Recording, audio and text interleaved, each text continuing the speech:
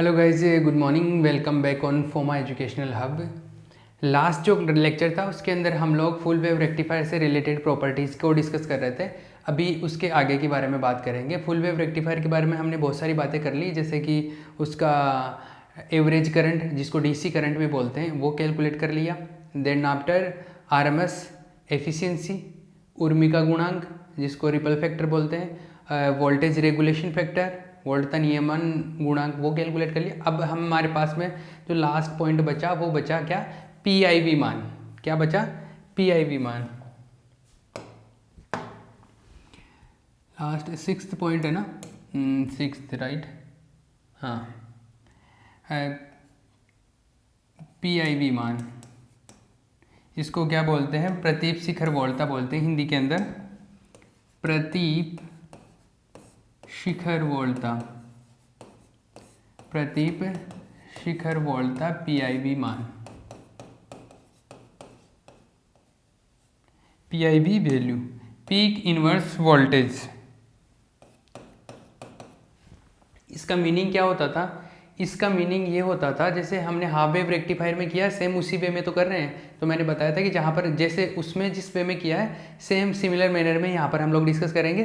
तो PIV value का क्या मतलब होता है? पीआईवी वैल्यू का मतलब होता है कि जब डायोड पश्च बाइस में होता है, डायोड रिवर्स बाइस में होता है, उस सिचुएशन के अंदर डायोड कितना अधिकतम विभव को सहन कर सकता है, कितना मैक्सिमम पोटेंशियल टॉलरेट कर सकता है, that value of potential is known as PIV value. ठीक है ना? समझ में आ रहा है ना कि उसके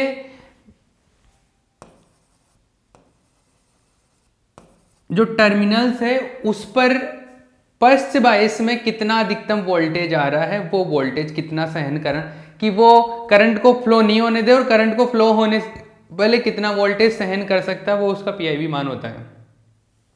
ठीक है, तो लिख लो यहां पे।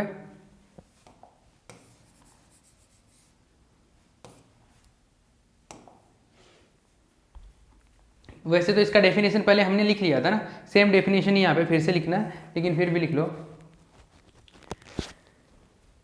वर्ड्स आगे पीछे हो जाए कोई प्रॉब्लम नहीं है, आपको सेंस समझ में आना चाहिए, इसलिए डेफिनेशंस को रटना नहीं है, डेफिनेशंस को रटना नहीं है, डेफिनेशंस को समझना है। ठीक है, ये लिखो।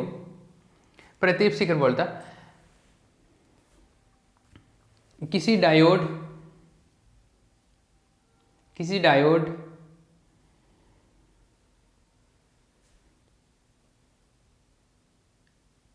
के पश्च बायस में, किसी डायोड के पश्च बायस में भंजन से पूर्व, किसी डायोड के पश्च बायस में भंजन से पूर्व अधिकतम सहन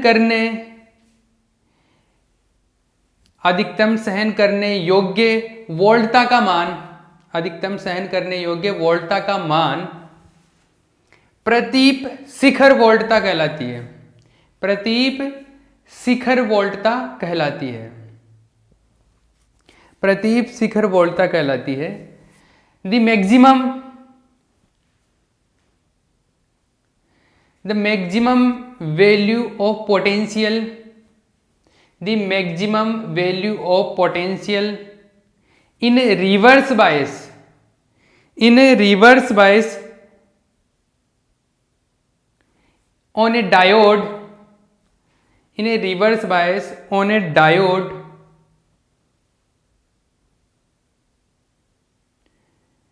which is tolerable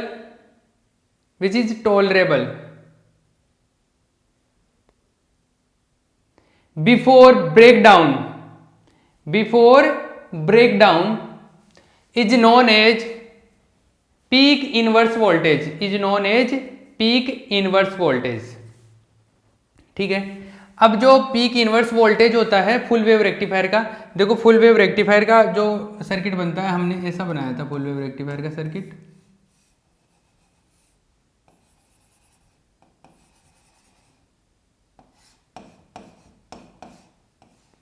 ये इधर वाला पार्ट बना रहा हूं, इधर जो ट्रांसफार्मर लगा होता है उसके एक साइड का नहीं बनाया मैंने, एक साइड का पार्ट बनाया। अब फर्स्ट बायस पे मान लो कोई भी है, तो हमने कौन सा डायोड किस टाइम पर फर्स्ट बायस में है, रिवर्स बायस में कौन सा, उसके बेस पर देखना है कि रिवर्स बायस में कितना क्या जो वोल्टेज आ रहा है वो देखना है। अब देखना इधर, ये क्या है, एक प्रेरक कुंडली है, इंडक्टर कॉइल है, सपोज यहाँ पर प्लस है यहाँ पे माइनस है।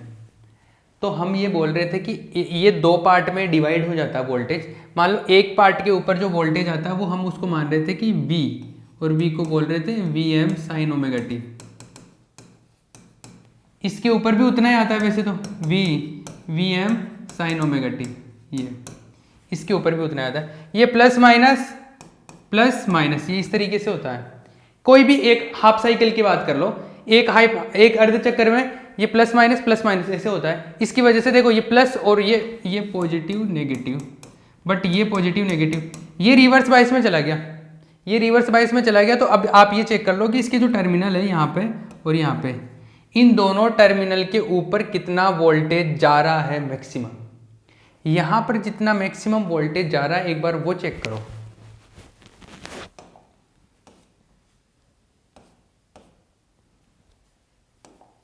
ये मैक्सिमम वोल्टेज इन दोनों पॉइंट के ऊपर।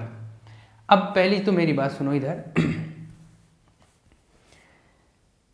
यहां पर V वोल्टेज है, अगर डायोड को आइडियल मान लूं तो करंट फ्लो होगा इधर से करंट इधर से आएगा, इधर पॉजिटिव इधर नेगेटिव ऐसा आएगा, करेक्ट है। अगर डायोड को आइडियल मान लूं एक बार के लिए, अगर डायोड को आइडियल मान लूं तो जो पूरा वोल्टेज है वो कहां पे, जो V वोल्टेज है, जैसे ये वाला पार्ट ऊपर वाला पार्ट ही तो काम कर रहा है अभी इस रेसिस्टेंस के लिए, तो ऊपर वाला पार्ट काम कर रहा है, ये इधर से करंट आ रहा है, तो ये V है। तो ये डायोड को अगर आइडियल मान लो तो यहाँ पे कोई वोल्टेज खर्च नहीं होगा, वोल्टेज ड्रॉप जो होगा वो वहां यहाँ पे होगा, कितना होगा, V के बराबर। अरे जो जितना मैंने लगाया पूरा का पूरा कहाँ पे ड्रॉप होगा, यहाँ पे, करेक्ट है, ओके।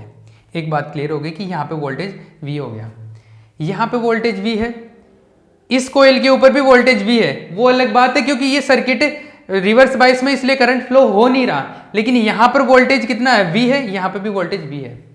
अब ये सर्किट देखो, ये वाला सर्किट, ये वाला पूरा सर्किट, इस पूरे सर्किट में एक वोल्टेज तो लगा है V, एक लगा हुआ है ये V।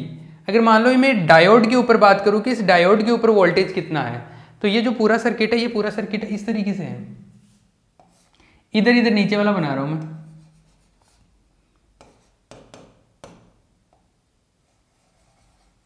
यहां पे भी V लगा हुआ, ये प्लस और ये minus.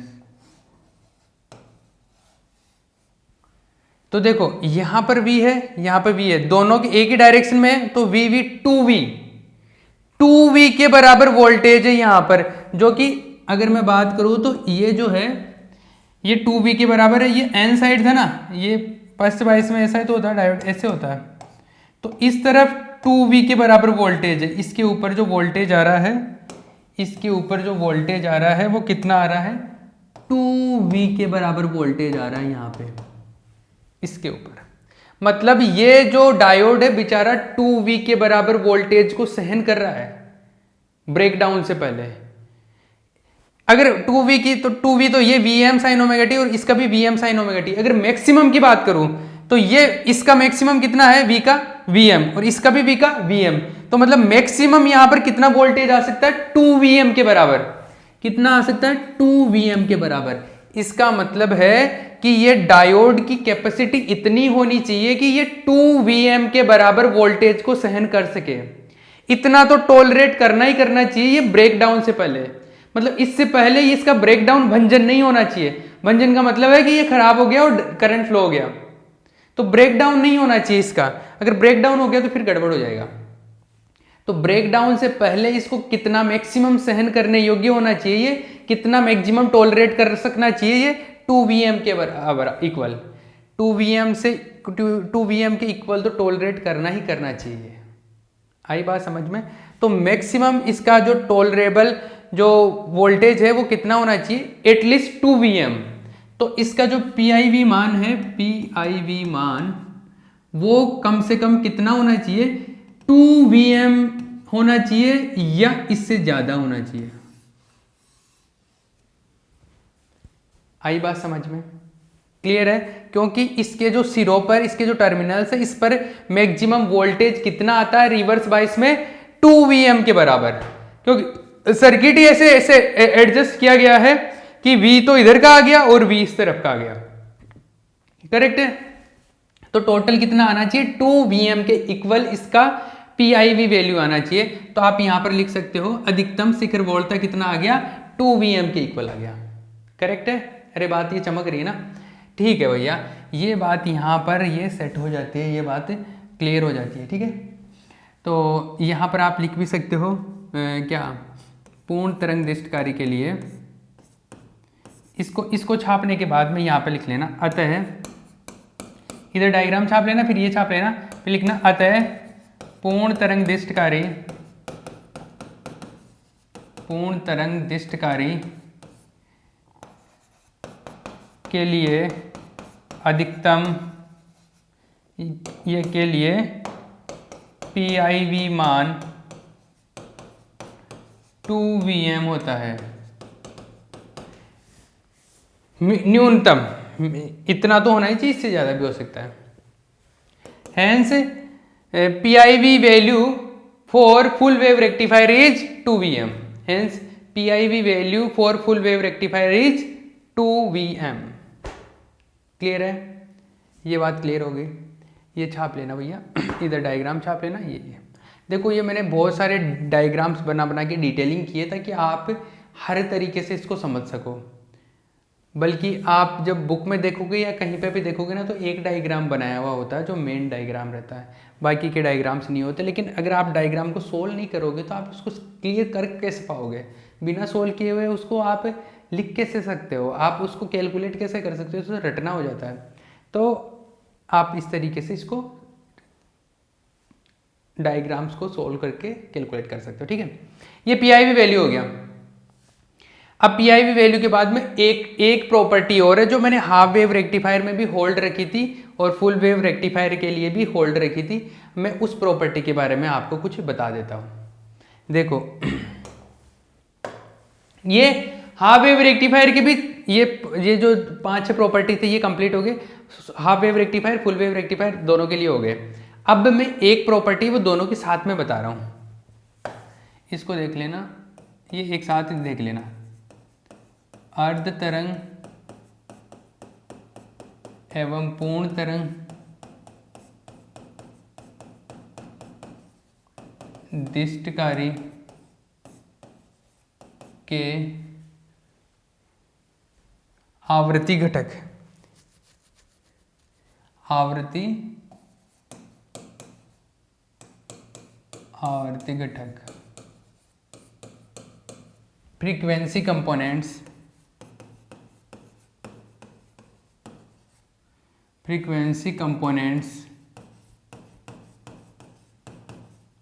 In half wave rectifier and full wave rectifier.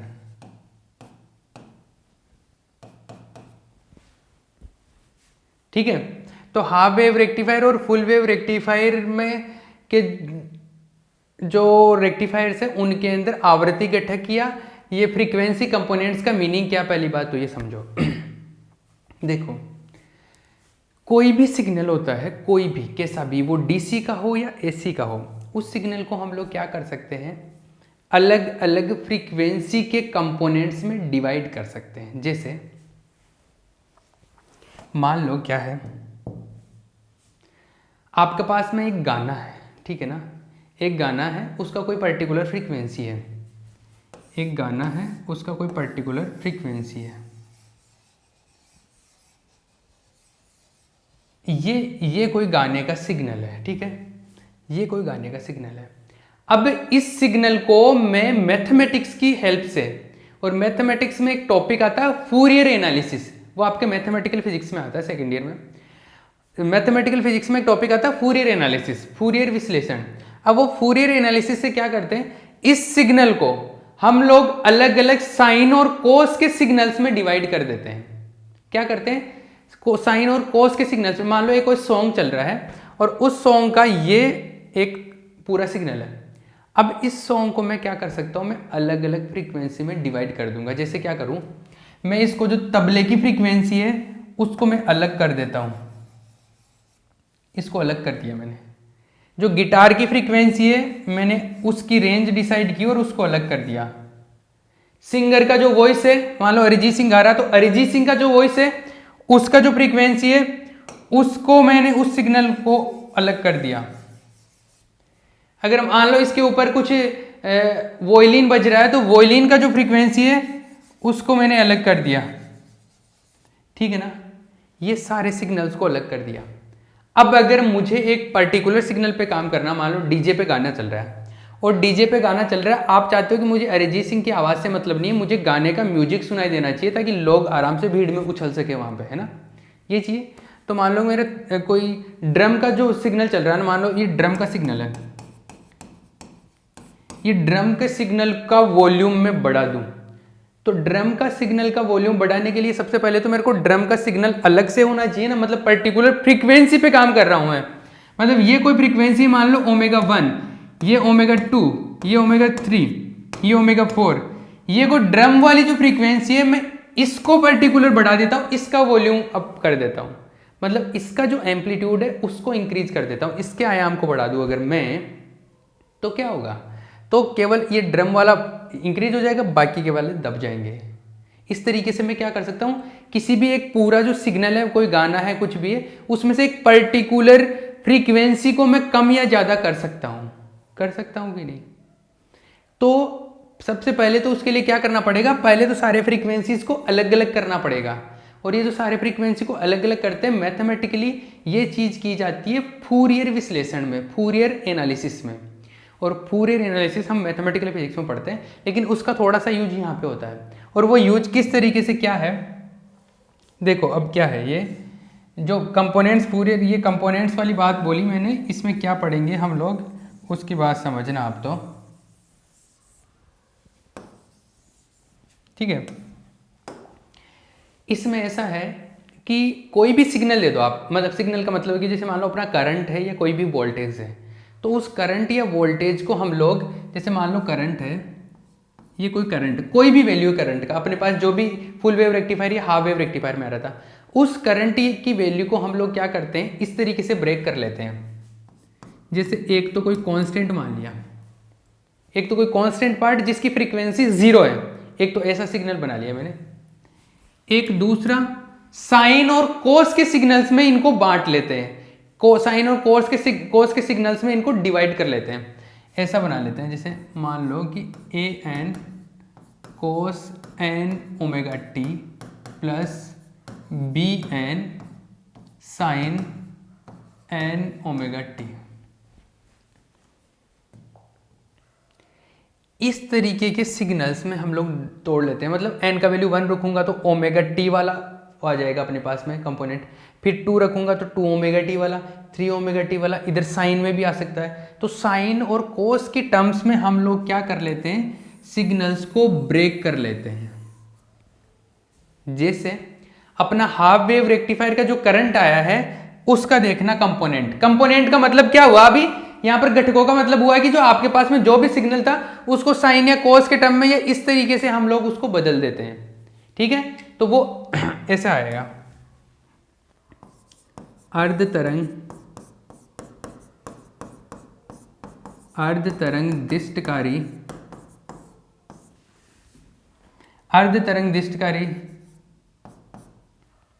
की धारा के आवर्ती घटक,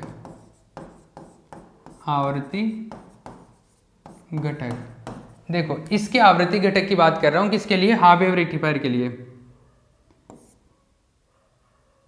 frequency components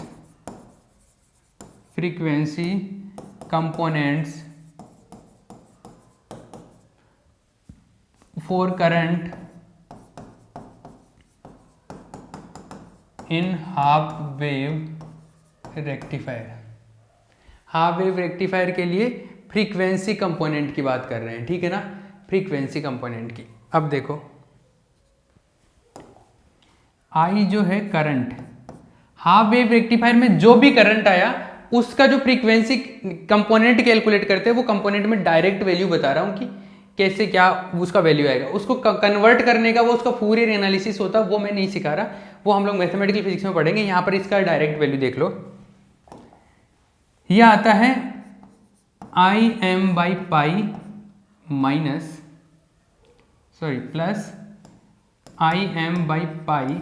Im/2 sine omega t, और ये minus 2Im/3 pi cos 2 omega t minus 2Im/15 pi cos 4 omega T. ये हाफ वेव रेक्टिफायर के लिए आता है। फुल वेव रेक्टिफायर के लिए देखना, फॉर फुल वेव रेक्टिफायर के लिए जो करंट आता है, वोल्टेज में भी ऐसा ही आता है। वोल्टेज में ये करंट की जगह की क्या आ जाता है, वोल्टेज के टर्म आ जाते हैं, मतलब V की जगह I की जगह V आ जाता है, I की M की जगह VM आ जाता है, VM ऐसे आ जाता है। तो देखो हाफ वेव रेक्टिफायर के लिए ऐसा आता है, ये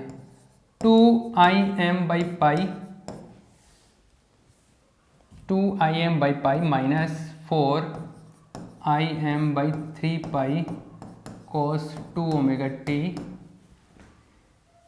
माइनस 4Im/15 पाई cos 4 ओमेगा टी,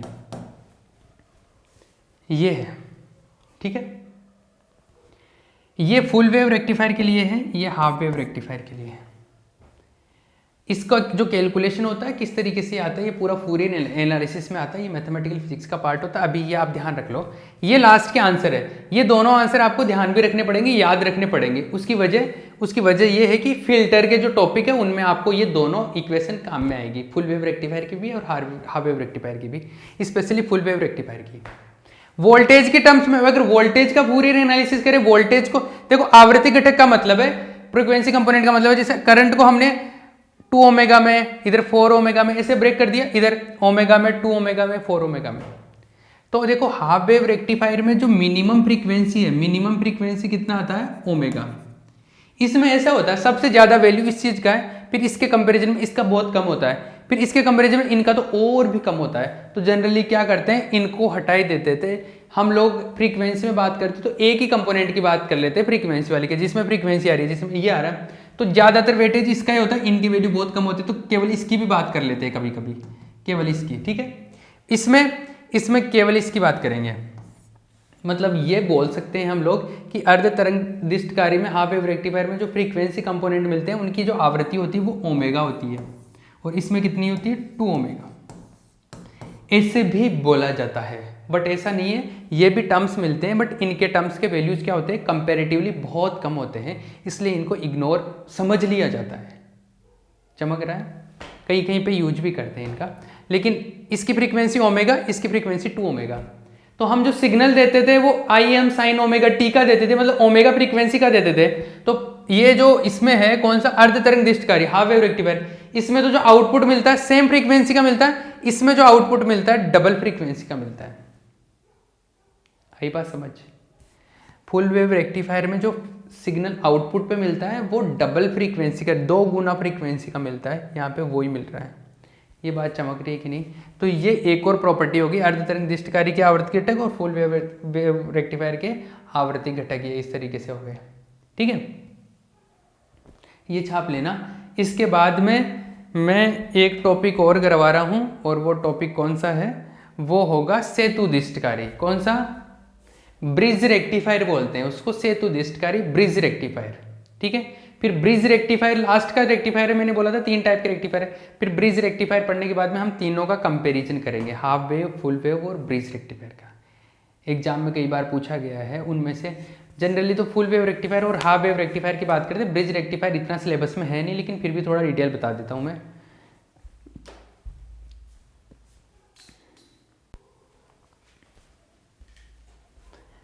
तो हम लोग डिस्कस करेंगे क्या, ब्रिज रेक्टिफायर के बारे में बात करेंगे, सेतुदिष्टकारी बोलते हैं उसको। तो सेतुदिष्टकारी की बात करते हैं, आ जाओ। सेतुदिष्टकारी ब्रिज रेक्टिफायर।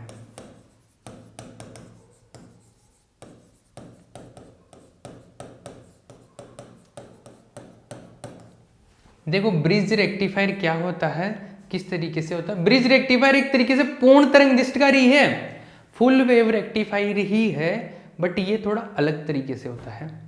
इसमें 4 डायोड होते हैं। कितने 4 डायोड होते हैं? 4 diode.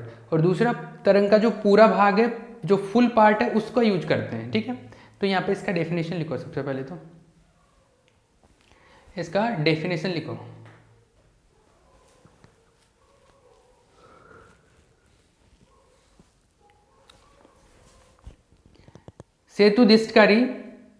सेतुदिष्टकारी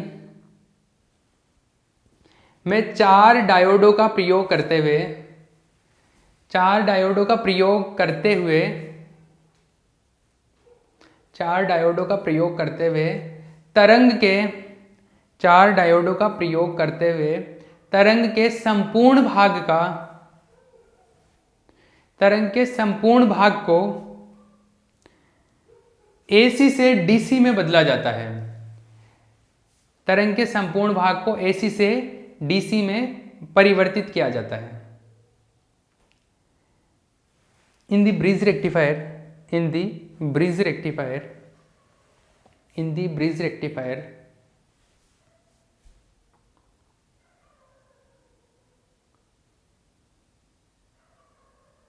the complete portion of the wave, the complete portion of the wave is converted from AC to DC, from AC to DC with the help of 4 diodes, with the help of 4 diodes। ठीक है, देखो ये definition हो गया। Definition क्या है, इसके बारे में थोड़ी सी इंफॉर्मेशन लिख ली हमने। अब देखो ये किस तरीके से होता है इसका सर्किट।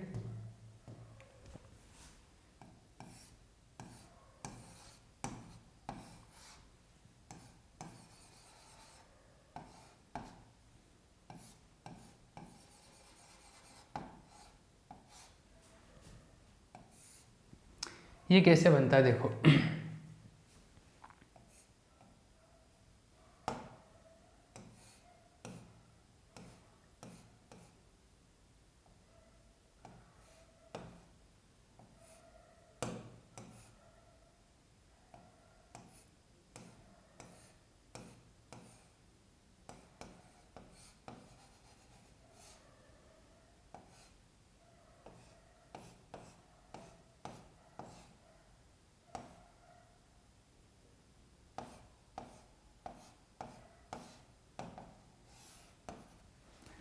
ये इस तरीके से होता है। 4 डायोड है, इन 4 डायोडों को इस तरीके से लगाया गया है ना। अब देखना, मैं इनको कुछ नाम दे देता हूँ। मान लो ये डायोड D1 है, ये D2 है, ये D3 है, ये D4 है। ठीक है, ये इधर से आएगा, ये उल्टा लगा दिया मैंने। ये डायोड बनेगा ऐसे, ऐसा। ये आउटपुट है, रेसिस्टेंस है, लोड रेसिस्टेंस है एक तरीके से। क्या है ये? लोड रेसिस्टेंस है। ये R है, RL लोड रेसिस्टेंस है। ये क्या है? ट्रांसफार्मर है। ये इनपुट AC है। ठीक है, करेक्ट है। यहाँ से जो मिलेगा वोल्टेज वो यहाँ पे मिलेगा एक तरीके से। एक बार पॉजिटिव इस तरफ रहेगा, एक बार पॉजिटिव नेगेटिव इस तरफ रहेगा, एक बार तो उल्टा सीधा होता रहेगा। 4 डायोड है यहाँ पे। अब ये 4 डायोड किस तरीके से काम करते हैं, किस वे में ये जाएंगे, इनके बारे में बात करें। इनपुट होगा, वो इनपुट भी उस तरीके से होगा। जो इनपुट होगा इनका, इनपुट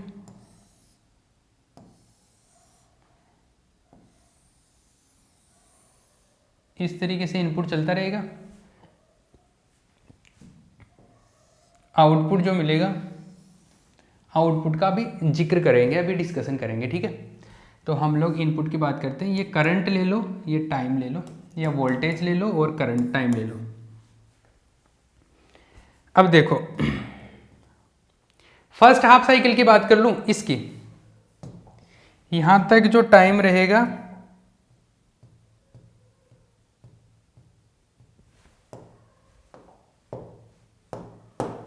यहाँ तक जो टाइम रहेगा वो t होगा, यहाँ तक रहेगा वो t/2 रहेगा। तो मैं t/2 टाइम तक ये फर्स्ट हाफ साइकिल हो जाएगा, ये फर्स्ट हाफ साइकिल है, ये सेकेंड हाफ साइकिल है। तो फर्स्ट हाफ साइकिल की बात कर लेता हूँ, प्रथम अर्धचक्र की। तो देखो प्रथम अर्धचक्र में, प्रथम अर्धचक्र कहाँ से, 0 से t/2 तक, टाइम का वैल्यू 0 से t/2 तक, यहाँ तक बात करते हैं in first half cycle, in first half cycle. तो देखो फर्स्ट हाफ साइकिल का क्या सीन है। फर्स्ट हाफ साइकिल में कौन पॉजिटिव रहेगा कौन नेगेटिव रहेगा उसका जिक्र करते हैं, उसका डिस्कशन करते हैं, उसकी बात करते हैं। अब मैं ज़्यादा डायग्राम नहीं बनाऊंगा क्योंकि एक तो सेतुदिष्टकारी जो ब्रिज रेक्टिफायर है इतने डिटेल में आपके सिलेबस में है नहीं, बट तो इसलिए मैं थोड़ा सा फिर भी थोड़ा सा बताऊंगा इसका। देखो इसमें फर्स्ट हाफ साइकिल में ये पॉजिटिव रहेगा ये नेगेटिव रहेगा, ऐसा होगा, वो पॉजिटिव रहेगा ये नेगेटिव, ऊपर वाला पॉजिटिव। अब अगर ये पॉजिटिव रहेगा तो देखो ये डायोड है 4, इसका पी साइड ये एन साइड ये पी साइड है ये एन साइड है, ये पी साइड है ये एन साइड है, ये पी साइड है ये एन साइड है। अब आप खुद डिसाइड कर लो कि कौन सा फॉरवर्ड में रहेगा कौन सा रिवर्स में। अगर किसी का पी से पी जुड़ा हुआ है तो वो फॉरवर्ड में रहेगा, अगर पी से एन जुड़ गया तो वो रिवर्स में। देखो भैया ये पॉजिटिव से ये नेगेटिव, इसका मतलब ये रिवर्स में होगा, D3 रिवर्स में। पॉजिटिव से पॉजिटिव ये कौन, D1 ये फॉरवर्ड में अग्रबाइश में। दूसरा नेगेटिव से नेगेटिव, नेगेटिव से नेगेटिव, नेगेटिव से नेगेटिव ये पॉजिटिव से पॉजिटिव एक ही बात है। तो नेगेटिव से नेगेटिव मतलब फॉरवर्ड वाइस में, तो ये भी फॉरवर्ड में रहेगा ये भी फॉरवर्ड में रहेगा, ठीक है। ये पॉजिटिव से नेगेटिव ये रिवर्स में रहेगा। तो डायोड D3 और D2 ये तो रहेंगे रिवर्स में, ये आमने सामने के तो रिवर्स में रहेंगे और ये आमने सामने वाले फॉरवर्ड में रहेंगे, ठीक है। तो करंट देखो किधर से आएगा, इधर निकलेगा करंट, इधर जाएगा इधर जाएगा इधर जाएगा। अब इधर ये तो रिवर्स में आएगा, इधर नहीं जाएगा, ये तो ओपन हो जाएगा, इधर जाएगा, ये फॉरवर्ड में रहेगा इधर जाएगा। फिर इस पे आगे दो रास्ते हैं, इधर जाएगा इधर नहीं जाएगा क्योंकि ये रिवर्स में है, इधर जाएगा इधर जाएगा, तो ये पॉजिटिव हो जाएगा, नेगेटिव करंट का डायरेक्शन ये हो गया। इधर फिर ये फॉरवर्ड में है तो इधर आएगा करंट, इधर से आके ये लो भैया इधर पहुंच गया, वापस पहुंच गया, तभी तो सर्किट कंप्लीट हुआ। इसका मतलब है कि इस सिचुएशन में लोड रेसिस्टेंस में से करंट फ्लो हो जाएगा, ये ओपन हो जाएगा। तो देखो फर्स्ट हाफ साइकिल में मैं यहाँ पे लिख देता हूँ, फर्स्ट हाफ साइकिल में आप यहाँ पे एक लाइन लिख सकते हो, फर्स्ट हाफ साइकिल में कौन कौन फॉरवर्ड में रहेगा कौन कौन रिवर्स में रहेगा, आप यहाँ पे लिख सकते हो D1 और D4, D1 फॉरवर्ड बायस अग्र बायस में होगा, ये D4 एंड D1 ऐसे लिख देता हूँ, 4 भी है, और ये D3 और D2 रिवर्स बायस में, D2 and D3 reverse bias में, फर्स्ट बायस में। सेकेंड हाफ साइकिल में ये उल्टा हो जाएगा, सेकेंड हाफ साइकिल जब आएगा ना तब डिस्कस करेंगे, तब पता चलेगा कि ये सेकेंड हाफ साइकिल में ये रिवर्स में होते हैं और ये फॉरवर्ड में, तो ये रिवर्स में होते हैं ये फॉरवर्ड में होते हैं। तो इस सर्किट का मैं थोड़ा सिंप्लीफाइड फॉर्म बना लूँ, तो देखो उस सर्किट का ये मेन सर्किट है, इसको सर्किट नंबर 1 बोल देता हूँ मैं, जो तो इसका जो इजी फॉर्म है वो मैं बना लेता हूँ, इधर वाले से कोई मतलब नहीं, मुझे इस वाले से मतलब है, तो वो जो है वो ऐसा बनेगा।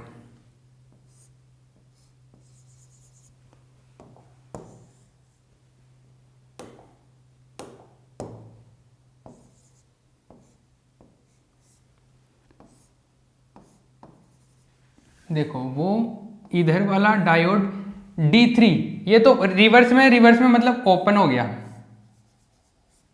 ये फॉरवर्ड में मतलब मैं इसका इसकी जगह पे क्या लगा दूं, इसका RD लगा दूं, क्या डायोड का रेसिस्टेंस लगा दूं, अरे या तो इसको ऐसे डायरेक्ट ही कर दो आप, नहीं इसका जो रेसिस्टेंस होता RD वो लगा दो यहाँ पे, इसका रेसिस्टेंस आइडियल नहीं मानो तो इसका RD लगा दो। फिर इधर से आया ये RL है, इधर से आया, इधर वाला जो है वो तो ओपन है क्योंकि रिवर्स में है, ये वाला फॉरवर्ड में है, फॉरवर्ड में तो इसकी जगह पे RD लगा दो, ऐसा है। ये है तो इनका तो कोई मतलब नहीं है, अरे इन वायर्स का तो कोई मतलब नहीं है, ये भी आर डी है एक तरीके से, ऐसा है। डायोड का रेसिस्टेंस, आर डी का मतलब डायोड का रेसिस्टेंस, इसमें भी डायोड का रेसिस्टेंस। ये हो गया, ये पॉजिटिव है इधर, ये नेगेटिव है, ये वी है। इसका थोड़ा सा और सिंप्लीफाइड फॉर्म बनाऊं तो ऐसे हो जाएगा, ये वोल्टेज सोर्स है, ये वोल्टेज सोर्स है, ये पॉजिटिव ये नेगेटिव। इसका आंतरिक जो रेसिस्टेंस होगा, इंटरनल रेसिस्टेंस, वो उसको मैं आर एस से लिख सकता हूं, आर एस, ये आर एस हो जाएगा, आर एस। और देखो ये वाला हट जाएगा, ये वाला हट जाएगा, ये वाला हट जाएगा, तो ये एक ही वायर है, ऐसे इधर से ये गया और ये, इसको सीधा कर लो थोड़ा सा वायर को, इसको सीधा कर लिया तो ये ऐसा आ गया, ये आर एल है। अब देखो इसमें 3 रेसिस्टेंस और है, एक तो आर डी है, एक आर डी है, और एक इसका आंतरिक प्रतिरोध है, इंटरनल रेसिस्टेंस, जिसको आर एस बोलते हैं। तो वो आर डी और इसका आर एस, ये तीनों मिलके मैंने आर से लिख दिया यहां पे। और ये आर क्या है एक्चुअल में, R S plus R D plus R D. अगर डायोड के रेसिस्टेंस को बराबर बराबर मान लूँ तो, अगर अलग अलग होंगे तो ये आर डी 1 होगा और ये आर डी 4 होगा। मैं इसको आर डी कर लेता हूँ, आप चाहो तो आर डी 1 और आर डी 4 कर सकते हो इसको, आप चाहो तो क्या कर सकते हो इसको, आर डी 1 और आर डी 4। चमक रहा है, लेकिन मैं इक्वली मानूंगा इनको, इक्वली मानूंगा तो ये आर डी आ जाएगा। तो ये देखो अब सर्किट बन गया, इधर से करंट फ्लो होगा, ये पॉजिटिव नेगेटिव, इधर से करंट फ्लो होगा पॉजिटिव नेगेटिव। तो यहाँ पर वोल्टेज क्या होगा, यहाँ पे करंट क्या होगा, उसके बारे में तो डिस्कस कर रहे हैं। आई करंट है मान लो, तो आई करंट है, तो इसमें सर्किट नंबर इसको 2 बोल देता हूँ, इसको सर्किट 2 बोल रहा हूँ, ये सर्किट 3। तो सर्किट 3 में मैं केवीएल लगा रहा हूँ, KVL in circuit 3, KVL in circuit 3, circuit 3 में केवीएल लगाओ, इसमें केवीएल लगाऊंगा तो I into R plus I into R L minus V is equals to 0। तो I R plus R L is equals to V, और I is equals to V by R plus R L. दूसरी चीज़ यहाँ पे जो R है वो किसके इक्वल है, एक सेकेंड, जो R है वो है R S plus R D plus R D. चमक रहा, ये है वोल्टेज जो है, ये इनपुट वोल्टेज कितना होता है, V M sine omega T लगाते हैं, तो V M sine omega T ये इनपुट है, V M sine omega T. तो ये आई इज इक्वल्स टू क्या आएगा, ये V M sine omega T upon R plus R L. और ये V M upon R plus R L को तो हम लोग क्या लिखते हैं, I M, V M R plus V M upon R plus R L को मैं लिख रहा हूँ आई एम। तो ये ऐसे हो जाएगा, I is equals to I m sine omega T. ये किस में है, ये करंट जा रहा है इसके अंदर, और ये करंट जा रहा है लोड रेसिस्टेंस में से, कब, फर्स्ट हाफ साइकिल में। तो फर्स्ट हाफ साइकिल के अंदर जो करंट मिला मुझे, ये मिला, क्या मिला, ये आई एम साइन ओमेगा टी। इसी तरीके से सेकेंड हाफ साइकिल की बात करेंगे, द्वितीय अर्ध चक्र की। जिसने नहीं छापा है वो एक बार ये छाप ले, ऐसे करके ये छाप ले, ठीक है। तो फर्स्ट हाफ साइकिल में जो करंट मिलेगा आई एम साइन ओमेगा टी, तो वो इस तरीके से मिलेगा, मतलब साइन का ही मिल रहा है, तो फर्स्ट हाफ साइकिल में जो आउटपुट मिलेगा वो ऐसा ही मिलेगा। इसका हाइट मतलब आयाम जो एम्पलीट्यूड है वो डिफरेंट हो सकता है, बाकी मिलेगा इसी तरीके से, ठीक है। ये मिल गया। अब सेकेंड हाफ साइकिल की बात करूंगा, द्वितीय अर्ध चक्र की। तो सेकेंड हाफ साइकिल में देखो आप, इन सेकेंड हाफ साइकिल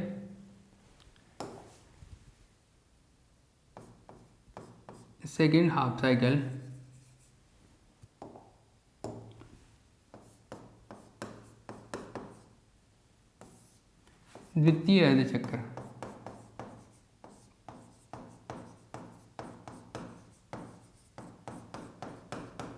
देखो सेकेंड हाफ साइकिल में क्या होगा, सेकेंड हाफ साइकिल में देखो सेकेंड हाफ साइकिल में ये नेगेटिव होगा, ये पॉजिटिव होगा, ये नेगेटिव होगा, ये पॉजिटिव होगा, तो देखो क्या होगा।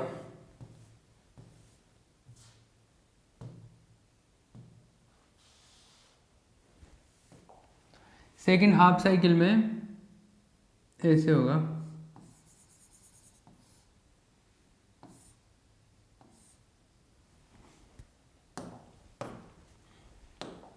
देखो ये है 4 डायोड ऐसे,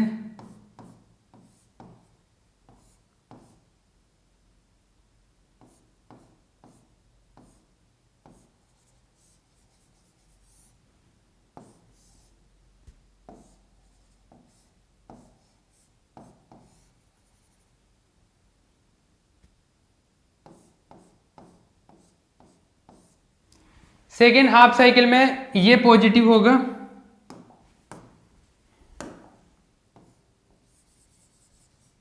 ये पॉजिटिव ये नेगेटिव साइड रहेगा, और ये पॉजिटिव और ये नेगेटिव साइड रहेगा। तो देखो ये पी साइड है इसका, ये एन साइड है, ये पी साइड है, this is an side, this is an side, this is P side, this is P side, this is an side.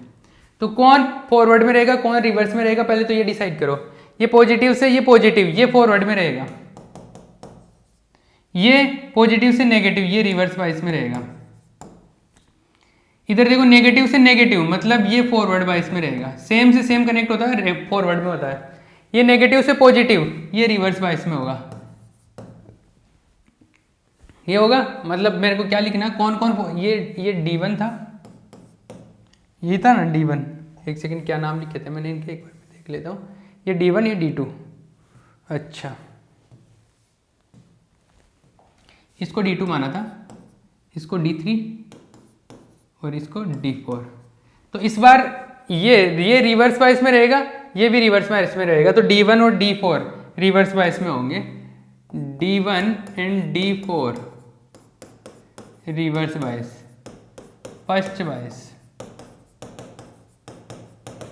और D2 एंड D3 फॉरवर्ड बाइस, फर्स्ट बाइस में होंगे, सॉरी अग्र बाइस में।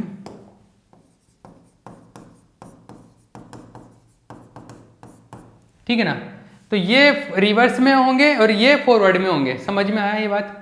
ठीक है, क्लियर है भैया, ये बात तो समझ में आ गई। आगे देखो आगे क्या सीन होगा।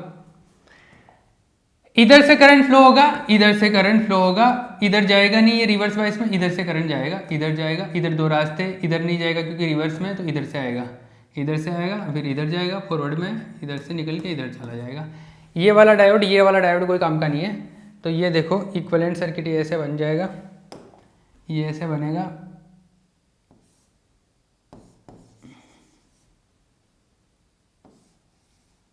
ये रिवर्स में है तो वो तो ओपन हो जाएगा, ये फॉरवर्ड में है तो इसकी जगह तो मैं रेसिस्टेंस लगा सकता हूँ RD। आइडियल होगा तो मैंने बोला था इसको शॉर्ट कर देते हैं, बट मैं यहाँ पर RD लेके चल रहा हूँ। इधर इसका RL, दूसरा ये इधर से फॉरवर्ड में है तो ये यहाँ पे भी RD, इधर ओपन है, ऐसा बन गया। ठीक है, अब इसमें ये वाला वायर, ये दोनों वायर कोई काम के नहीं, हटा दो भले इनको। ये वाला वायर भी कोई काम का नहीं है, इधर से ये वाले वायर भी हटा दो। तो इधर ये वायर है बस, ये इधर से गया, इधर से गया, ये है सीधा सीधा। इसका जो इंटरनल रेसिस्टेंस है, आंतरिक प्रतिरोध है, वो भी काम करेगा, इसका RS होगा वो, है ना। तो मैं इसको फाइनली ऐसे बना देता हूँ, इसका जो इंटरनल रेसिस्टेंस होगा वो भी होगा RS। तो हम क्या करते हैं, इसको RS, RD इन तीनों को तो R बना देते हैं, एक RL हो जाएगा। तो ये जो फाइनली बनेगा वो ऐसा बन जाएगा, ये बनेगा कैसा, ये तो रहा R, ये रहा RL, इधर पॉजिटिव इधर नेगेटिव, इधर से करंट फ्लो हुआ, ये करंट करंट फ्लो हो गया, ये पॉजिटिव ये नेगेटिव, इधर से एंटर कर रहा पॉजिटिव, इधर से बाहर निकल रहा माइनस। इसका वोल्टेज कितना है V। तो देखो इसको सर्किट नंबर में कुछ बोल देता हूँ, सर्किट नंबर 4। तो सर्किट नंबर 4 में देखो KVL इन सर्किट 4। सर्किट 4 में KVL लगाएंगे तो क्या आएगा? देखो यहाँ से स्टार्ट होते हैं, इधर से I into R L plus I into आगे current into resistance I into R, तो I इंटू आर, फिर आगे आऊँगा तो minus V is equals to 0। तो जो I आएगा that will be R plus R L is equals to V, और जो current I is equals to V upon R plus R L. V का वैल्यू वही Vm sine omega t, V का value वही Vm sine omega T upon R plus R L. ये current है, इधर current है, तो जो Vm upon R plus R L को क्या लिखते हैं? Im sign omega T. इसमें करंट की डायरेक्शन देखो, इसमें करंट की डायरेक्शन यही होगी, और इसके अंदर भी करंट की डायरेक्शन यही होगी, ये वाली। पहले वाले में फर्स्ट हाफ साइकिल में करंट की डायरेक्शन कौन सी थी? फर्स्ट हाफ साइकिल में। इसमें भी देखो, इसमें भी करंट की डायरेक्शन ये इधर वाली थी, ऐसे ही आ रहा था। और अभी जो बनाया सेकेंड हाफ साइकिल में भी करंट की डायरेक्शन यही है। सेकेंड हाफ साइकिल में भी करंट की डायरेक्शन कौन सी है? इस तरफ ही है। तो करंट की जो डायरेक्शन है वो दोनों में एक ही तरफ है, मतलब दोनों में करंट की डायरेक्शन एक ही तरफ है, मतलब एक ही तरफ बनेगा डायग्राम। मतलब पहले पॉजिटिव था तो अब भी कैसा रहेगा? पॉजिटिव। मतलब ऐसा है कि ये देखो, ये आउटपुट है ना, ये आउटपुट ऐसा बना था पहले, तो सेकंड हाफ साइकिल के अंदर भी आउटपुट जो बनेगा वो इसी तरीके का बनेगा। फिर थर्ड वापस से सेकंड का फर्स्ट आ गया, ऐसा चलता रहेगा। ये वैसे मिल रहा है जैसे फुल वेव रेक्टिफायर का मिल रहा था, क्योंकि ये फुल वेव रेक्टिफायर की तरह ही है, बस इसमें डायोड 4 काम में लिए गए, अलग तरीके से बनाया गया। ये आउटपुट है, ये इसको आप ऐसे लिख सकते हो आउटपुट। ये आउटपुट है, ये निर्गम है, ये इनपुट है, ये इनपुट है, ये आउटपुट है। चमक गया? तो इनपुट ऐसे दे रहे हो तो आउटपुट एक ही तरफ मिल रहा है। क्लियर है? पॉजिटिव मिला ना करंट? अरे करंट का वैल्यू क्या मिला? पॉजिटिव। बट हमने ये बोला था, देखो इसको दूसरे तरीके से मैंने बोला था कि एक्चुअल में क्या होता है, एक्चुअल में इसको इस तरीके से लिखते हैं, फर्स्ट हाफ साइकिल, तो रिजल्ट्स ऐसे हैं,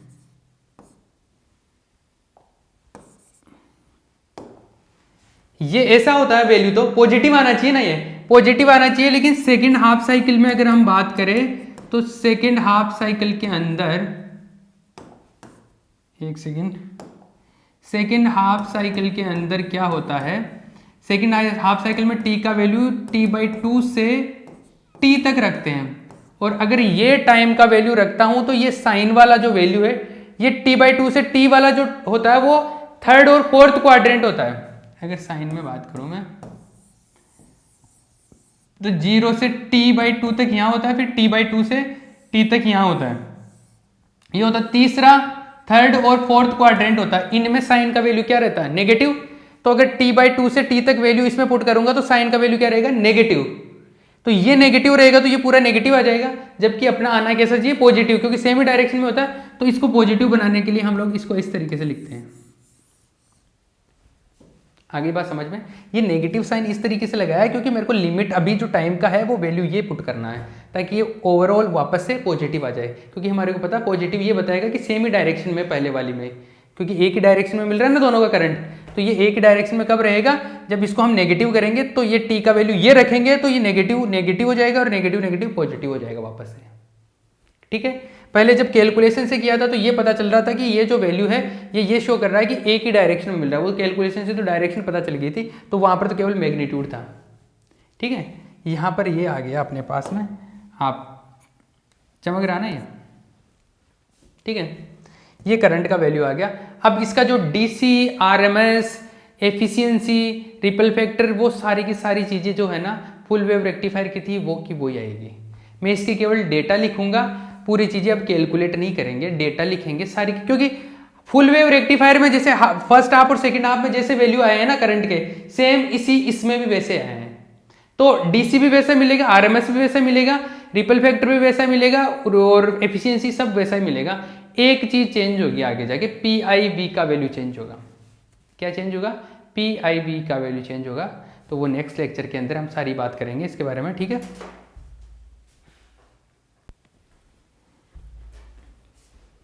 हेलो गाइस, तो लास्ट लेक्चर के अंदर हम लोग क्या कर रहे थे, सेतुदिष्टकारी जो था ब्रिज रेक्टिफायर उसका डिस्कशन कर रहे थे। और ब्रिज रेक्टिफायर के अंदर हमने क्या पढ़ा, ब्रिज रेक्टिफायर में हमने जो आउटपुट कैलकुलेट किया वो आउटपुट एज इट इज वैसा ही आ रहा जैसा हमने फुल वेव रेक्टिफायर में कैलकुलेट किया था।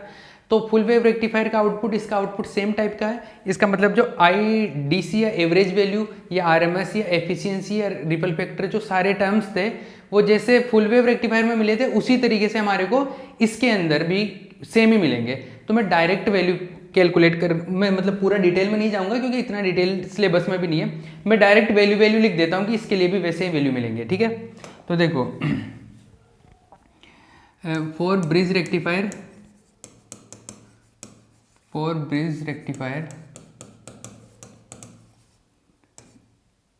सेतुदिष्टकारी के लिए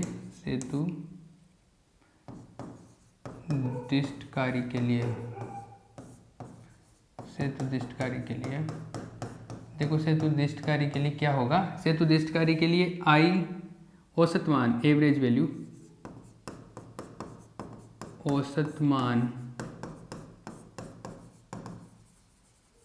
average value I D C भी बोलते हैं इसको और आई एवरेज भी बोलते हैं। ये कितना मिलेगा? जितना आर एम एस के लिए, सॉरी जितना फुल वेव रेक्टिफायर के लिए कैलकुलेट करते हैं। फुल वेव रेक्टिफायर के लिए कितना मिला था? 2IM/पाई, तो सेम उतना ही मिलेगा। आर एम एस का वैल्यू, आर एम एस मान वर्ग माध्य मूल मान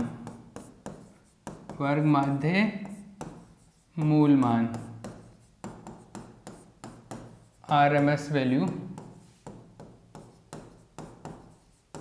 तो आर एम एस जो मिलेगा आई आर एम एस कितना मिलेगा? जितना फुल वेव रेक्टिफायर के लिए मिला था। और फुल वेव रेक्टिफायर के लिए कितना मिला था? फुल वेव रेक्टिफायर के लिए मिला था IM/√2। ये था एफिशिएंसी, दक्षता,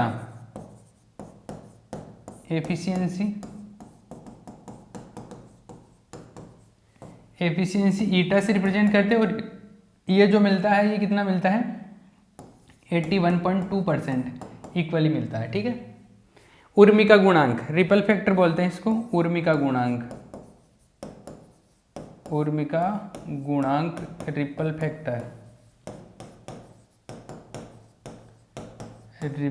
फैक्टर, इसको आर से रिप्रेजेंट करते हैं। ये मिलता है 0.48, ठीक है, ये मिलता है। इसके अलावा एक PIV वैल्यू, ये प्रतीप शिखर मान, ये 4-5 ही चीजें पढ़ेंगे। प्रतीप शिखर मान, PIV मान, PIV जो वैल्यू मिलेगा वो वैसा ही मिलता है जितना, सॉरी ये VM के इक्वली मिलता है। ये थोड़ा सा डिफरेंट मिलता है, ये ध्यान रखना। ये VM के इक्वल मिलता है, फुल वेव रेक्टिफायर में 2 VM के इक्वल मिलता है, लेकिन ये इसमें कितने VM या उससे ग्रेटर मिलेगा, उतना ही मिलता है। ये चीज़ें आप डायरेक्ट ध्यान में रख लेना क्योंकि उसका भी कैलकुलेशन करेंगे तो सेम ये ही चीज़ें इस तरीके से मिलती है। बट इतना डिटेल में सिलेबस में नहीं है, बट मैं ये एक एक चीज़ें एक डायरेक्ट तो बता सकता हूँ इस चीज़ को, तो आप ये डायरेक्ट ध्यान में रख लेना। ये यहाँ पे पॉज करके इसको कॉपी पेस्ट कर लेना, ठीक है। अब हम लोग क्या करें, अब हम लोग तुलना करेंगे, कंपैरिजन करेंगे एक टेबल के फॉर्म में तीनों का, हाफ वेव, फुल वेव और ब्रिज रेक्टिफायर, तीनों का कंपैरिजन करते हैं। चलो आओ तो कंपैरिजन करते हैं। देखो कंपैरिजन करें,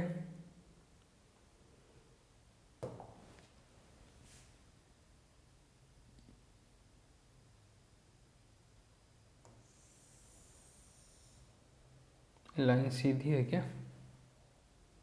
सीधी होनी चाहिए, नहीं है तो कोई प्रॉब्लम नहीं है, इतनी कोई बड़ी बात नहीं है।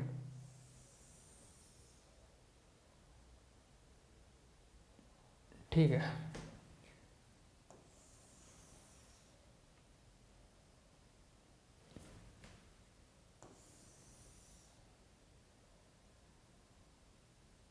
ये लो भैया, कंपैरिजन करते हैं। देखो पॉइंट वाइज कंपैरिजन करेंगे, क्या क्या कौन से पॉइंट है। अगर मैं ऊपर वाले इसकी बात कर लूँ,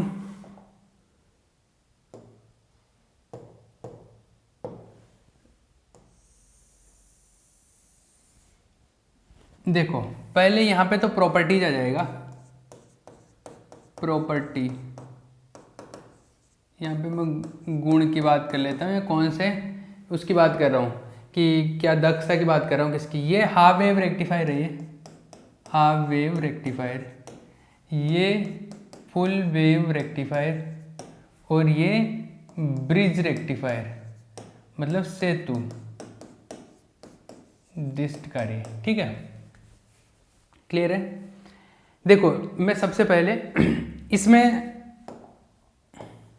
बात करता हूं, ये इसमें बात कर रहा हूं मैं डायोड की संख्या, डायोड, डायोड्स, डायोड की संख्या लिख देता हूं मैं यहाँ पे, डायोड की संख्या, number of diodes, number of diodes, number of diodes, ये पहला है। Number of diodes, half wave rectifier में कितने डायोड होते हैं, एक डायोड होता है, इसमें केवल एक डायोड होता है। फुल वेव रेक्टिफायर में दो डायोड होते हैं, इसमें कितने डायोड होते हैं, चार डायोड होते हैं। ठीक है, एक चीज़ समझ में आ गई मुझको, एक चीज़ क्लियर हो गई। ठीक है, नेक्स्ट की बात करता हूँ, सेकंड पॉइंट। सेकंड पॉइंट है क्या, जिस्ट या एवरेज मान, औसत मान, औसत मान, एवरेज वैल्यू, एवरेज या डीसी वैल्यू भी बोल सकते हैं, एवरेज वैल्यू। इसमें कितना होता है, इसमें होता है आई एम बाई पाई, इसमें कितना होता है, डबल होता है 2Im बाई पाई, और इसमें भी इसके इक्वली होता है 2Im बाई पाई। ये कंपैरिजन हो गया। नेक्स्ट, अगर नेक्स्ट बात करूं मैं, नेक्स्ट थर्ड क्या आएगा, आरएमएस, आरएमएस, इसमें आरएमएस कितना होता है, Im बाई 2, इसमें कितना होता है Im बाई √2, और इसमें कितना होता है Im बाई √2। इन दोनों में तो ये चीज़ इक्वल ही होती है। फोर्थ, एफिशिएंसी, फोर्थ क्या है, एफिशिएंसी है, दक्षता जिसको बोलते हैं, एफिशिएंसी या दक्षता, दक्षता, एफिशिएंसी। इसकी एफिशिएंसी कितनी होती है, इसकी दक्षता होती है कितनी, हाफ वेव रेक्टिफायर की 40.6% होती है, और इसकी कितनी होती है 81.2% और 81.2%, ऐसे होती है इसकी दक्षता। तो इसकी दक्षता, ये दक्षता आ गई। ठीक है, आगे बात करें, आगे क्या बचा है, रिपल फैक्टर, उर्मिका गुणांक, उर्मिका रिपल, रिपल फैक्टर कितना होता है, रिपल फैक्टर को R से लिखते हैं ना, तो रिपल फैक्टर इसका कितना होता है, इसका ripple factor half wave rectifier का होता है 1.21, ये होता है, और इसका जो रिपल फैक्टर होता है ये 0.48 होता है, और इसका भी 0.48 ये होता है। देख लेना, पहले हमने कैलकुलेट किए, कोई चीज़ अगर मिस्टेक कर भी दूँ तो आपके पास तो पूरे डेटा लिखे हुए हैं ना, पहले हमने एक एक पूरा डेटा कैलकुलेट किया, बस वो इसी को तो टेबल के फॉर्म में लिख रहा हूँ मैं। आगे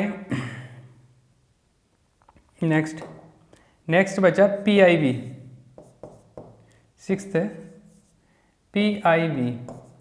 PIV वैल्यू जो है वो इसमें मिनिमम कितना आता है, अगर इसमें बात करें तो इसमें VM के इक्वल आता है, इसमें 2 VM के इक्वल आता है, और इसमें भी VM के इक्वल आता है। एक और बात कर लेता हूँ मैं। कितने हो गए? 6 हो गए क्या? एक और बात कर लूँ क्या? 7। इसमें देखो ये जो है, इसमें जो आवृत्ति घटक निकाले थे ना हमने, आवृत्ति घटक, एक सेकेंड, सही दिख रहा है ना आपको? क्लैरिटी आ रही है? बिल्कुल ठीक, ओके। आवृत्ति घटक की बात कर रहे थे ना, जो फ्रीक्वेंसी कंपोनेंट में, उनकी बात कर रहा हूं। आवृत्ति घटक, आवृत्ति घटक, आवृत्ति घटक, frequency component, frequency component, frequency component. इसमें जो फ्रीक्वेंसी आती थी मिनिमम, वो कितनी आती थी? ओमेगा के इक्वल आती थी, या एफ बोल आप। इसमें कितनी आती थी? 2 ओमेगा के इक्वल।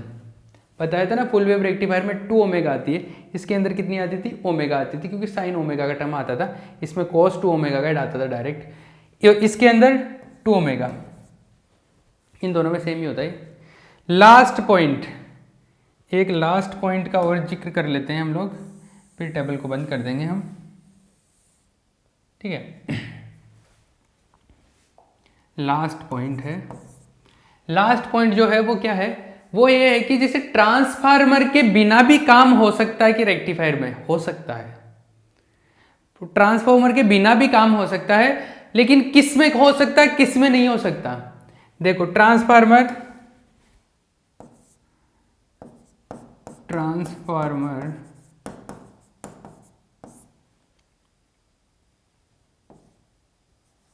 की आवश्यकता, रिक्वायरमेंट ऑफ ट्रांसफार्मर,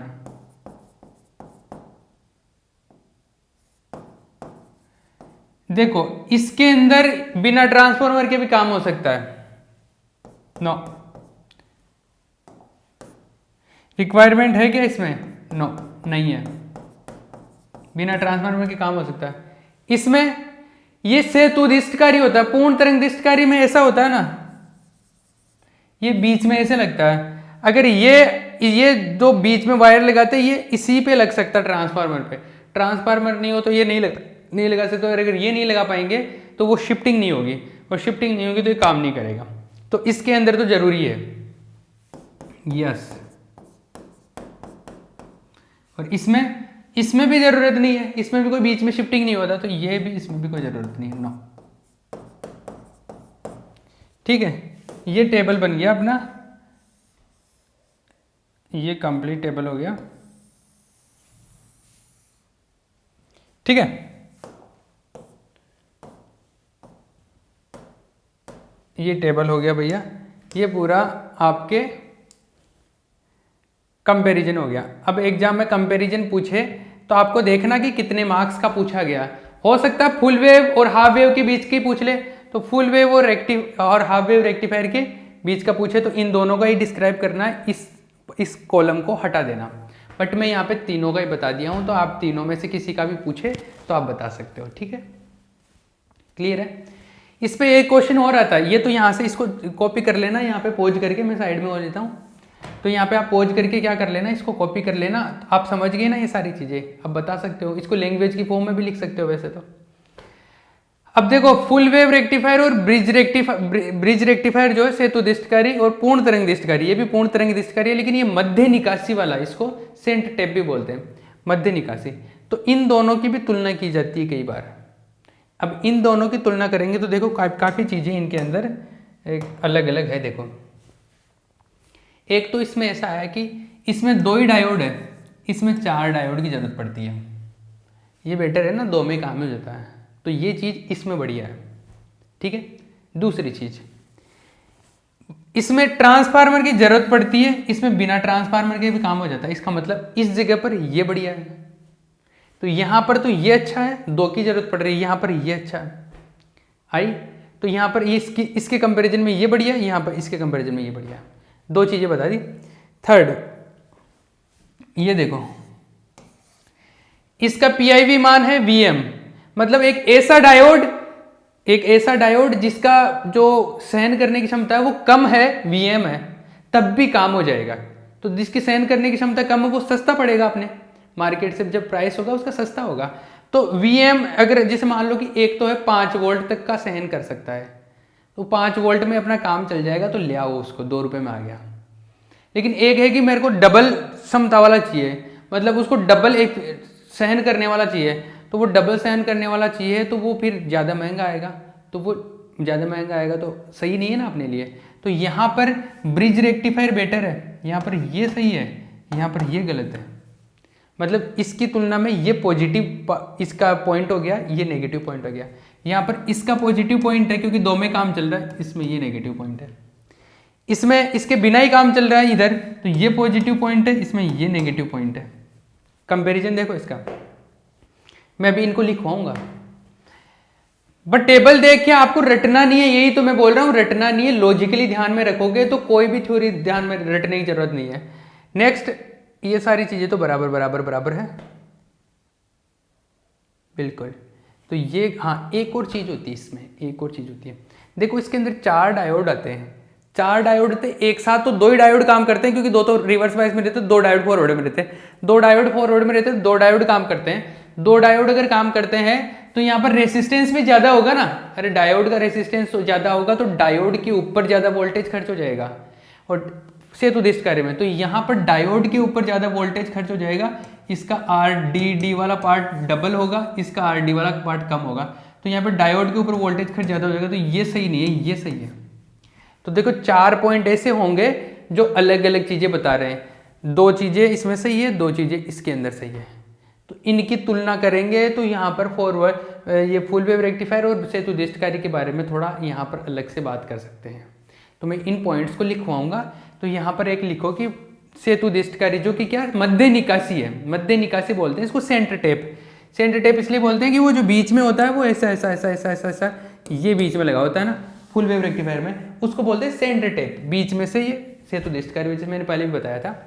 तो उसकी वजह से इसको सेतुदिष्ट, ये भी फुल वेव ही है, ये भी फुल वेव ही है, क्योंकि फुल वेव का काम करते हैं, ये पूर्ण तरंग का ही काम करते हैं, दोनों पूर्ण तरंग है, लेकिन ये सेंटर टेप है और ये कैसा मध्य निकासी है, सॉरी ये मध्य निकासी सेंटर टेप है, और वो कैसा है सेतु है, ब्रिज रेक्टिफायर है। तो बट इसको जनरली फुल वेव रेक्टिफायर इसको बोल देते हैं, सेतु निकासी को। तो इन दोनों की तुलना करते हैं हम लोग, कंपेरिजन करें। कंपेरिजन मेरे पास तो टेबल लिखा हुआ ही है, ठीक है, मैं इनके चारों के इनके 2-4 पॉइंट बता देता हूँ, यहाँ पर लैंग्वेज की फॉर्म में लिखवाऊंगा। तो यहाँ पर आप एक काम करो कि यहाँ पर इसके जस्ट नीचे ये टेबल तो हो ही गया था, टेबल के यहाँ से एग्जाम में लिख सकते हो ना, किसी भी 2 की पूछे तो 2 की टेबल बना देना। अब मैं यहाँ पे काम कर रहा हूँ सेतु निकासी, सॉरी नेक्स्ट क्वेश्चन लिख रहा हूँ। नेक्स्ट क्वेश्चन क्या, नेक्स्ट टॉपिक है, एक तरीके से इसी से रिलेटेड हो गया ये, क्या हो गया, पूर्ण तरंग दिष्टकारी, पूर्ण तरंग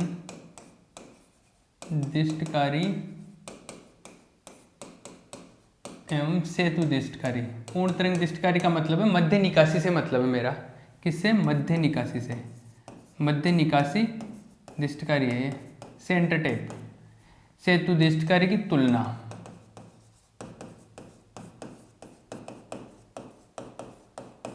कंपैरिजन,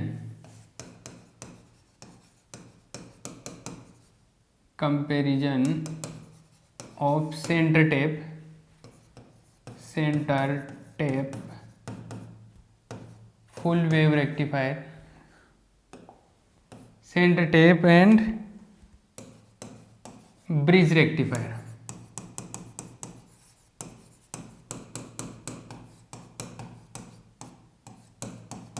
ठीक है, इन दोनों का कंपैरिजन करते हैं। कंपैरिजन में मैं वैसे तो सारी चीजें ये बता सकता हूँ तुलना करूंगा तो, लेकिन मैं इनकी एक में क्या बेहतर है, एक में क्या बेहतर नहीं है, एक में क्या बेटर है, उस चीज के बेसिस पे बात करूंगा।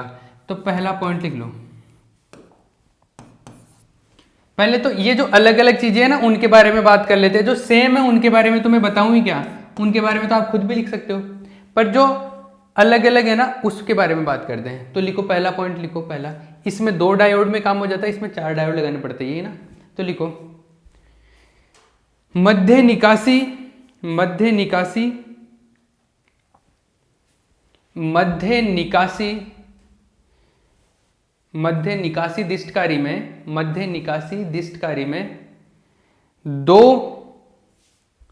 जबकि सेतु दिष्टकारी में 4 डायोड प्रयुक्त किए जाते हैं, जबकि सेतु दिष्टकारी में 4 डायोड प्रयुक्त किए जाते हैं, जबकि सेतु दिष्टकारी में 4 डायोड प्रयुक्त किए जाते हैं। ठीक है, सेकंड पॉइंट लिखो, हाँ इंग्लिश में भी लिखना है ना, इंग्लिश में लिख लो।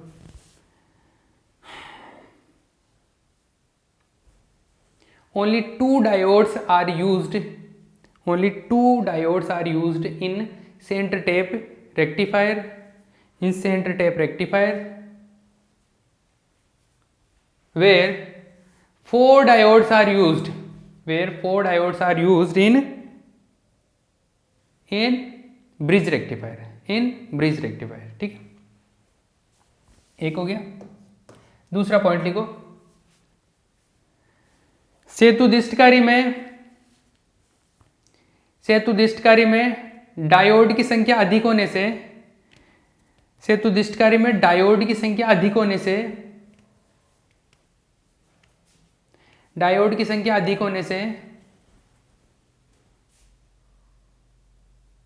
वोल्टता का बहुत मान, वोल्टता का बहुत मान डायोड के ऊपर डायोड के ऊपर खर्च हो जाता है, वोल्टता का बहुत मान डायोड के ऊपर खर्च हो जाता है। Due to 4 diodes, due to 4 diodes in bridge rectifier, due to 4 diodes in bridge rectifier, due to 4 diodes in bridge rectifier,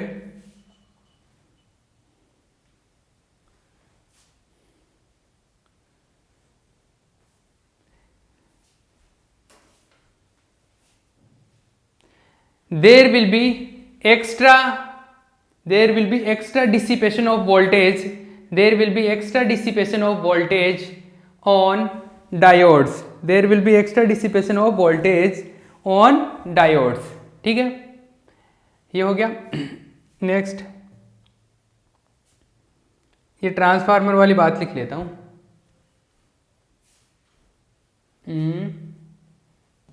मध्य निकासी, मध्य निकासी ट्रांसफार्मर, मध्य निकासी ट्रांसफार्मर, मध्य निकासी ट्रांसफार्मर, सॉरी मध्य निकासी दिष्टकारी, मध्य निकासी दिष्टकारी ट्रांसफार्मर के बिना कार्य नहीं कर सकता, ट्रांसफार्मर के बिना कार्य नहीं कर सकता, जबकि जबकि सेतु दिष्टकारी कर सकता है, जबकि सेतु दिष्टकारी कर सकता है।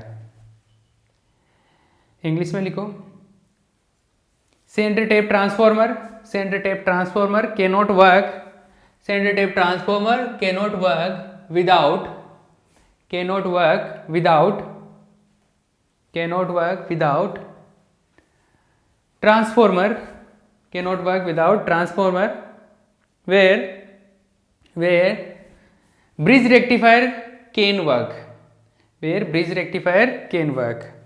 तो ये एक अच्छी बात है ब्रिज रेक्टिफायर की। ब्रिज रेक्टिफायर की एक और अच्छी बात के बारे में बात करते हैं, कौन सी, ये VM, इसका 2 VM। तो लिखो the PIV value of bridge rectifier is VM, the PIV value of bridge rectifier is VM, where for center tape rectifier PIV value is 2 VM, PIV value is 2 VM। so जिसका VM कम होता है ना, PIV मान कम होता है ना, वो बढ़िया होता है। so bridge rectifier is better than, इसी टॉपिक में लिखना है। bridge rectifier is better than full bridge rectifier is better than centre tap transformer, centre tap rectifier in this situation, in this specific property, ऐसे लिख लो, in this specific property. सेतुदिष्टकारी, हिंदी में लिखो, सेतुदिष्टकारी का पीआईवी मान, सेतुदिष्टकारी का पीआईवी मान, सेतुदिष्टकारी का पीआईवी मान Vm के बराबर होता है, जबकि Vm के बराबर होता है जबकि मध्य निकासी, जबकि मध्य निकासी, जबकि मध्य निकासी दिष्टकारी के लिए पीआईवी मान 2Vm के बराबर होता है, पीआईवी मान 2Vm के बराबर होता है। ठीक है, तो कुछ चीजें इसके अंदर अच्छी है, कुछ चीजें इसके अंदर अच्छी है। इसमें 4 डायोड यूज करने पड़ते हैं, इसमें 2 में काम चल जाता है। इसमें ट्रांसफॉर्मर यूज ही करना पड़ता है, इसमें बिना ट्रांसफॉर्मर के भी काम चल जाता है। इसमें Vm वाले डायोड से भी काम हो जाता है, बट इसमें 2Vm वाले डायोड के बिना काम नहीं होता है।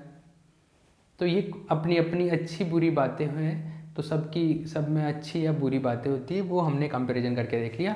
बाकी ये टेबल लिखा हुआ, टेबल ज़्यादा ध्यान में रहेगा, तो आप लैंग्वेज भी लिख सकते हो, आप जो चाहे लिख सकते हो। ठीक है, टेबल पे फोकस रखना बस, ये टेबल को टेबुलर फॉर्म ध्यान रखना, इससे क्या चीज़ें आसानी से ध्यान रहेगी। ठीक है, इसके बाद में कुछ न्यूमेरिकल्स भी करेंगे इस पे, full wave rectifier, half wave rectifier इन पे, और इसके बाद में हम लोग फिल्टर पढ़ेंगे। 4 टाइप के फिल्टर है, उनमें से एग्जाम में एक पूछा जाता है, तो चारों फिल्टर पढ़ेंगे। ठीक है, गुड नाइट।